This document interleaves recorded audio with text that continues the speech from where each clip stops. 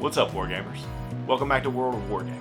I'm Isaiah, and today we're going to be playing a game that I've had sitting on the shelf for a little bit.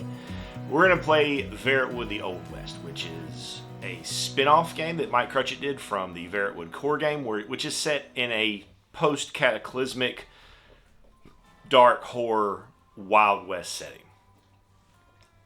Awesome. Before we do that, if you haven't considered smashing the buttons or checking out the links in the description, mull it over for a minute, give it a second, let it marinate, and consider it for me, as it really does help push all of these wonderful games out to more people. That being said, let's go take a look at the board and the scenario and the teams for this game of Verrotwood, the Old West.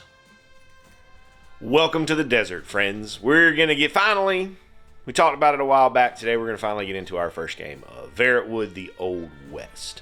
We've got 4 objectives. We're playing Relic Hunt, so our goal is to have those objectives at the end of the game. We've got our rocky outcroppings, and then we've got some cacti habitated areas as well. We're going to set up deployments 3 inches in from the opposing table edges, as such, with my band of the Sackridge Boys and the AI cult, which I'll be playing against, the Mariachi. This particular scenario will last for 4 turns, and just like in regular Verrotwood, we have our bag full of the tokens with everybody's number on it. First will be my number 2. Our leader is up next. And like with any game, there are a variety of actions you can take. You can run, move, fight, shoot. You get a combination of 2 points worth of actions, and everything is worth a various amount. Most of my actions in this first turn are going to be run actions. So let's get him up the board. Our first mariachi is up, and that will be the trumpeter. Cults in this game each get their own logic or AI. So we start off with rolling a d10, a 1, and then we consult the chart. They're going to move 9. It's going to move 9 inches towards the nearest objective. Coming in hot. That's going to be one of the sack boys. Towards the rocks and that trumpeter. Singer will be up next. 5, he would try to attack, however, at their current level, they do not have, that particular model does not have a gun. So he's going to be moving 9 inches towards the closest enemy. Other sack boy will run up the side here. So he gets a 9, which is Song of the Gods, which is like their special ability. However, it only affects enemies within 6 inches, of which there are not any at this moment. Our guitarist, who has a range, but he's not going to have range to hit anything on his pistol because its range is 1 to 9. But he's going to move up. First action of turn 2. So I made a mistake here, and I'm going to tell you what it was now, so hopefully you don't make the same mistake. Write down what number your cultists are associated with, because I forgot just that quick. So I'm pretty sure it's my singer is, I know the singer is 1.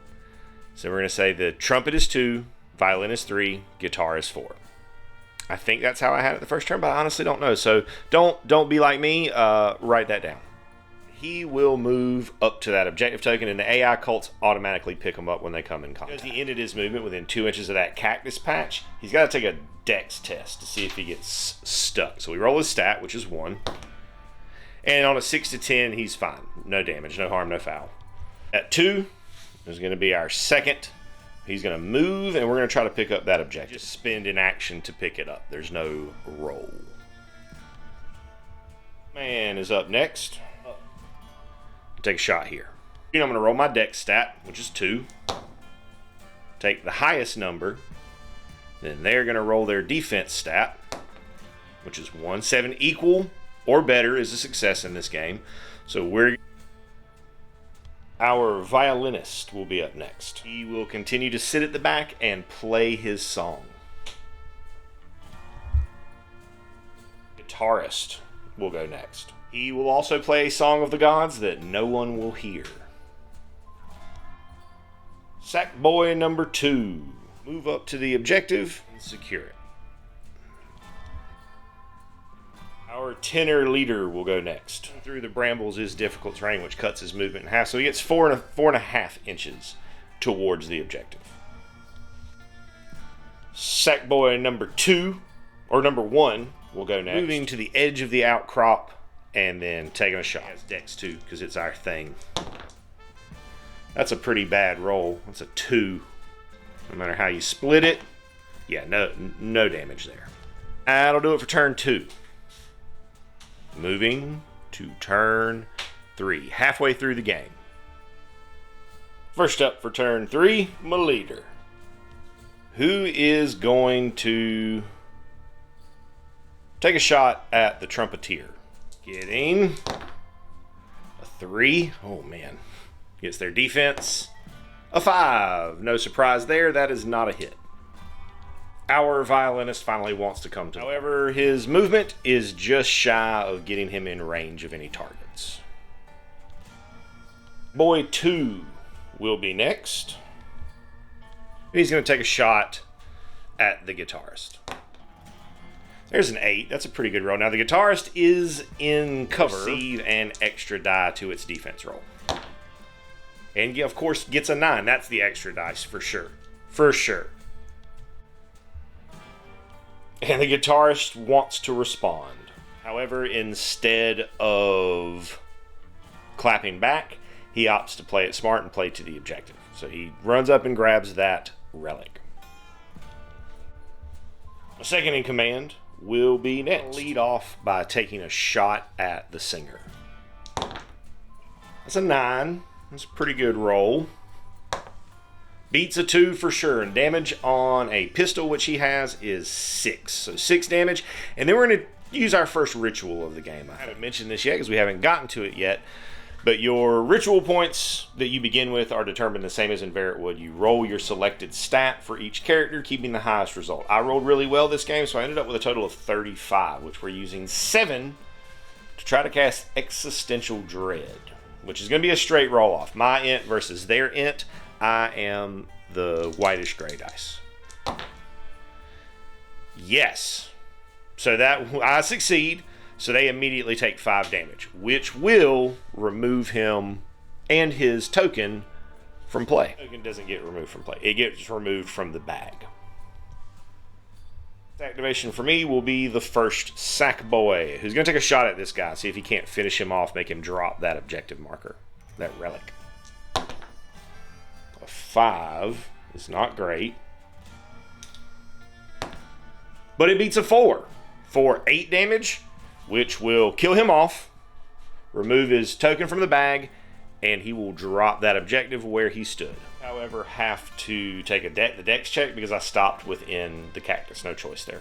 We roll our dex stat here, and we're good. We take the highest or the one that we want, so that we're clear of the cacti because we're nimbly. Turn 4, last turn of the game. Forest. Play his song, and this time one person is here to hear it. My intelligence for the leader. And that's what we wanted, was a 6 to 10, nothing happens. On a 1 to 5, I would have wandered in a random direction. My leader is now ready and prepared to respond to that song that he did not like, or shooting at him. That's a crit. That's also a crit, but I equal. It's meter beat, so crit's gonna hit regardless. On a pistol, is plus 2 damage, so that'll be a total of 8 damage for that shot. Last turn and I got it. We're going to try to give him some existential dread as well. Meter beat. So we are good. That'll be 5 damage. That will kill him off. And at that point, we're gonna call this game a wrap. There's no way for the AI to beat me at this point because they don't have enough people to hold more objectives than me.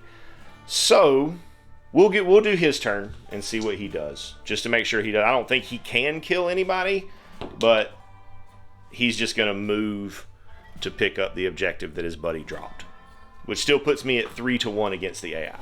So let's talk post-game. So the AI cults don't roll for injuries or gain favor. I didn't have anybody go out of action, so I don't have any favor rolls to make, or injury rolls to make. I get 100 favor for winning, which I'm going to use to upgrade probably some intelligence to give me a better shot at cracking off with that existential dread. Then we come to exploring the desert, which is pretty much just the same as it was in Verrotwood, and I love this step. I think it's very flavorful and fun. So we're going to get the King of Clothes. Exploring the desert, I come across a hooded corpse hanging from a tree. I'm going to climb the tree to see if there's anything there. So I'm going to roll my dex on one of the sack boys because the leader ain't climbing the tree, that's for sure. And we fall and must immediately take an injury roll. 10. That's probably not good. It's really good because while I don't manage to get what's on the corpse's body, where I fall, there's apparently 25 favor stuck in the trunk of the tree in a hollow at the bottom. So I get 25 favor. So I'm going to increase that int for 50. Leave me with 75 total favor, with which I'm going to spend the bulk of that on ammunition. Leaving me about 20 favor left over. That, my friends, is going to do it for our first game of Verrotwood, the Old West. Thanks so much for tuning in and hanging out while I rolled some dice today. I hope you have an absolutely amazing rest of your day.